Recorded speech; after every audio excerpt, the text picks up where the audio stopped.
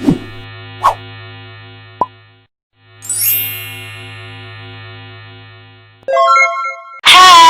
selamat datang di podcast To Be Read. Di episode kedua ini, aku bakalan ngomongin tentang satu buah buku yang baru-baru ini aku selesai baca, yaitu buku dengan judul Masih Belajar, yang ditulis oleh Iman Usman. Secara keseluruhan, buku Masih Belajar ini adalah buku yang berisi motivasi dari seorang yang bernama Iman Usman, alias si penulisnya. Siapa sih Iman Usman itu? Kalian bisa kenali atau ketahui profilnya yang ada di awal bagian dari buku ini. Kenalan dirinya, tentang siapa dia, berasal dari mana, bla bla bla bla bla bla. Itu lumayan panjang, sampai berbelas-belas halaman kalau nggak salah, cuman untuk gambaran besar tentang siapa itu Iman Usman kayak gitu. Tapi karena lumayan panjang, jadinya kalian bakalan tahu gitu siapa sih orang yang nulis buku ini, motivasi kayak gimana sih yang bakalan diberikan oleh si penulis ini gitu. Dan ya, ini kalau misalkan kedengeran sama kalian ada suara-suara hujan, karena di sini di rumah aku lagi hujan. Jadi ya nggak apa-apa lah ya, sekalian kita refreshing gitu ya, karena suara hujan itu sangat relaxing. Tapi kalau misalkan kalian masih penasaran ya sama siapa sih Iman Usman ini, singkatnya Iman Usman ini adalah seseorang yang menjadi co-founder dari Ruang Guru. Iya, Ruang Guru yang Iqbal Ramadan itu, yang sering banget banyak iklannya di TV-TV atau di YouTube lah gitu ya, suka ada iklan dari Ruang Guru. Nah, itu adalah bikinan si penulis buku ini. Dan bukan cuma itu aja, Iman Usman ini adalah orang yang berhasil masuk ke majalah Forbes 30 under 30 Asia. Di buku ini tuh kebagi jadi kayak ada 3 segmen gitu, atau bisa disebut 3 tema. Tema pertama ini adalah tema yang mirip-mirip kayak question and answer-nya di Instagram. Kayak kalau misalkan selebgram gitu ya, bikin Q&A di Instagram. Nah, mirip-mirip kayak gitu. Jadi ada orang yang nanyain sesuatu dan dibales sama si penulis ini. Cuman bedanya sama yang di Instagram itu apa? Bedanya adalah jawabannya panjang.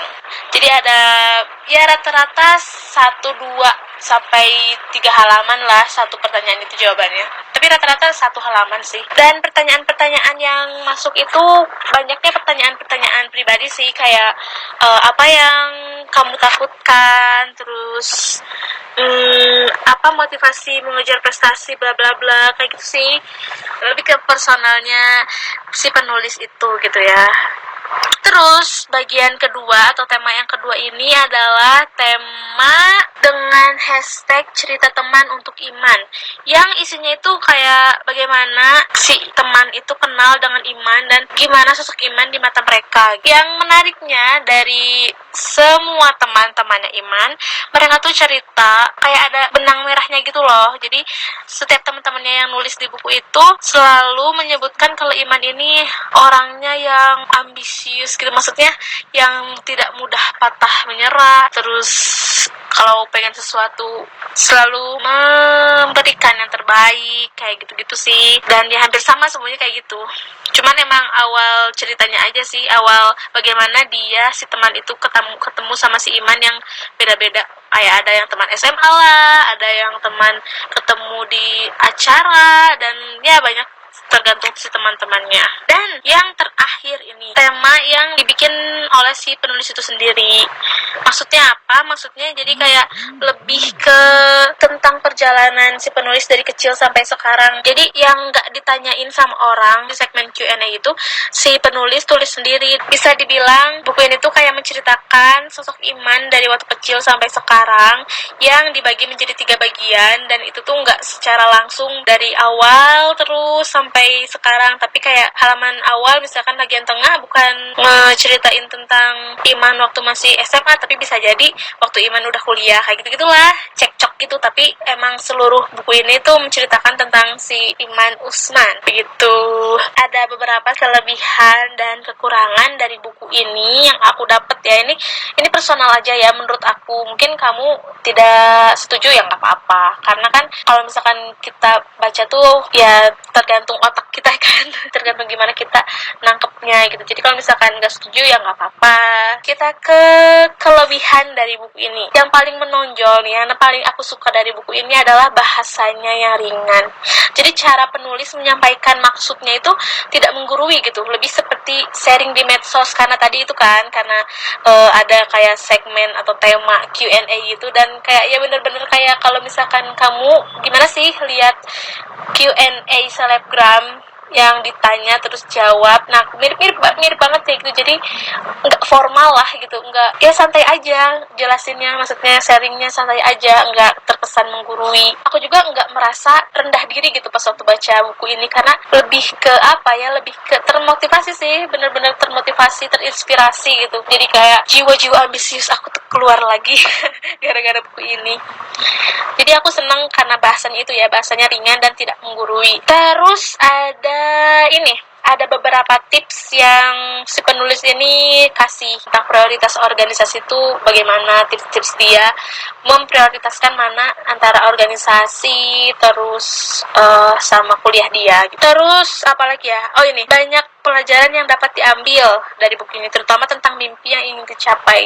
Jadi tadi udah aku singgung kan sebelumnya, kalau si sosok Iman Usman ini tuh sosok yang ambisius gitu kan, yang punya mimpi, dan mimpinya tuh mimpi yang besar, dan walaupun sering diremehkan gitu ya sama orang-orang, tapi dia itu berhasil membuktikan kalau mimpi dia itu bisa digapai, membuat aku menjadi termotivasi untuk mempunyai mimpi yang besar. Selain kelebihan dari buku ini, ada juga kekurangan. So pasti nggak ada yang sempurna kan ya di dunia ini. Kekurangannya nggak banyak sih kalau menurut aku, cuman ada yang mengganjal, tapi ini bener-bener personal ya, apa yang aku tangkap dari buku ini. Ada beberapa hambatan yang sering atau yang beberapa kali si penulis singgung gitu ya tentang hidup dia gitu.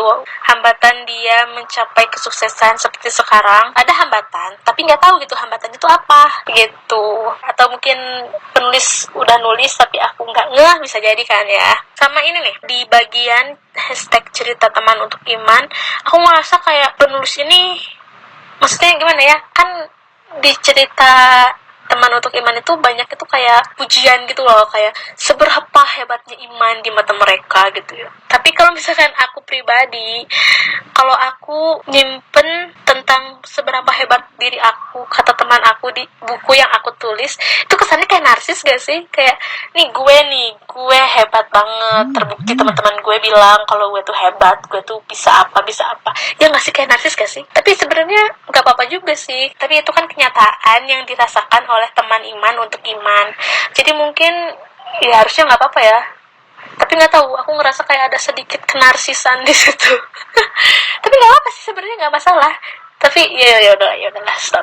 Jadi ya begitu kelebihan kekurangan yang aku rasakan personally dari diri aku sendiri tentang buku ini. Aku bener-bener rekomendasiin buku ini untuk orang-orang yang masih SMA, yang masih kuliah, bisa lah ya. Segitu aja sih kayaknya review masih belajar ini. Mohon maaf kalau ada salah-salah kata atau kata-kata yang kurang enak didengar. Terima kasih sudah mendengarkan sampai detik ini.